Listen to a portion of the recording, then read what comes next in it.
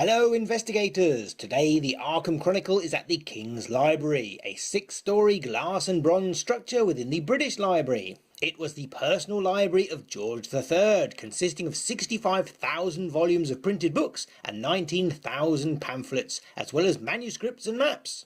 And speaking of books, this is the Deluxe Rulebook for Arkham Horror Third Edition. It is a limited item that was only available if you pre-ordered the game from a bricks and mortar retail store or directly from Fantasy Flight Games. It is a sturdy hardback which is full colour throughout and contains both of the board game rulebooks, additional lore material and some history about the game itself, making it valuable for any Arkham Files fan. If you own the Investigators of Arkham hardback, then this will seem very familiar, but let's give you a real tour. This book measures roughly 22 by 28 centimeters, or 9 inches by 11 inches, and is 11 millimeters or 7/16 of an inch thick. It is covered in a matte waxed finish, which if you are careful is wipe clean. It also has what are called UV spot gloss highlights, meaning a different shiny ink has been overprinted, picking out the esoteric designs. This is much more pronounced than the Investigators cover. It uses the traditional green, and we can see the new logo on the front and the slightly out of place FFG logo on the rear and the spine. But look at that! This freebie item has both a UPC code and an ISBN number, meaning if FFG wanted to sell this in the future, then all the formalities have already been done. Isn't that curious? There is no page ribbon sadly, but this product is case bound. This means that the pages have been sewn in, so after 10 years in your centrally heated house, individual pages won't be falling out because the glue has evaporated. It also means that it opens fully and lays flat on your lap or a table without any damage to the spine. Inside the front and rear covers is a fully glued flyleaf with a charming astronomical design printed on a traditional paper. And best of all, there are no exclusive promo cards tucked away at the back. The rest of the pages are thinner, high-gloss paper to make the vibrant art really shine. But be aware, this is the kind of paper that loves to hold on to the natural oils of your skin, so you will see finger marks appear, particularly where you have solid blacks or other dark colours. The first thing you will see is a photograph of the game board, which pretty much ruins all the wonderful thematic build-up that this book was working hard to create.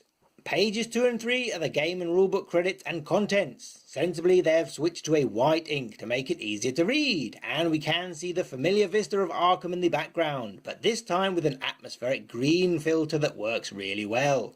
Whilst we love sleeves, possibly more than is healthy, it is unusual to see the sleeve requirements here. And once more we have a highly prominent ISBN or International Standard Book number, which doesn't appear on the original rulebooks or the game box. What was a lovely surprise was to see a 4-page history of the game going back to the 1980s, written by Richard Launius, the game's original creator. There are wonderful pictures of the original prototype pieces. You can see how the game has changed and find out that Jenny Barnes was once a history major at the Miskatonic.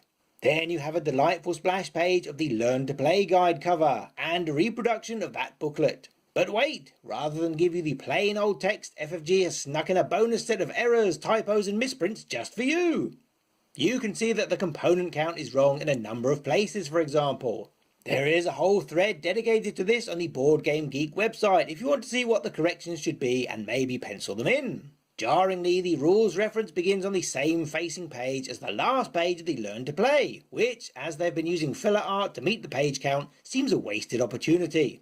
When we arrive at the index, we do see an effort has been made to improve on that eye-wateringly tiny print. The font looks both larger and bolder, and there are less sections that break at the foot of each page. In fact, if you go back through the whole book, you can see that changing the background colour makes a noticeable difference to the contrast and readability of the text.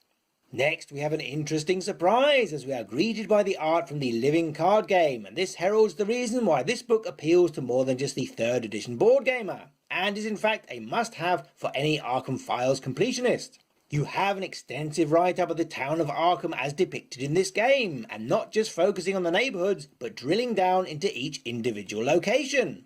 This entire section is plastered page to page with art, to thematic faux photographs and documents, doing everything it can to make the setting come alive.